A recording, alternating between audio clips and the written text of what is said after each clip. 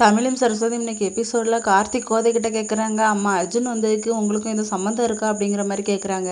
அப்போ தமிழ் சொல்கிறாங்க, நம்ம அம்மா அப்படிலாம் பண்ண மாட்டாங்கடா அப்படின்னு ஸ்ட்ராங்காக சொல்லிட்டு போகிறாங்க. கோதை ரொம்ப கில்ட்டியாக ஃபீல் பண்ணிகிட்டு இருக்காங்க. இன்னொரு பக்கம் ஜெயிலேருந்து அர்ஜுனும் பரமும் வந்துருந்தாங்க. ராகினி வந்து கெட்டி பிடிச்சி அழுறாங்க, உங்களை பார்த்து எவ்வளோ நாள் ஆச்சுங்க, ரொம்ப கஷ்டமாக இருந்துச்சு அப்படின்ட்டு. அப்போ பாப்பாவுக்கு பேர் வைக்கணும் அப்படிங்கிற மாதிரி எல்லாரும் பேசிகிட்டு இருக்காங்க. அப்போ எங்கள் ஃபேமிலியும் கூப்பிடணும் அப்படிங்கிற மாதிரி ராகினி சொன்னதும் அர்ஜுனோட அம்மா சொல்கிறாங்க, அங்கேருந்து யாரும் வரக்கூடாது இந்த வீட்டுக்கு அப்படின்னு ஸ்ட்ரிக்டாக சொல்லிட்டு போயிடுறாங்க.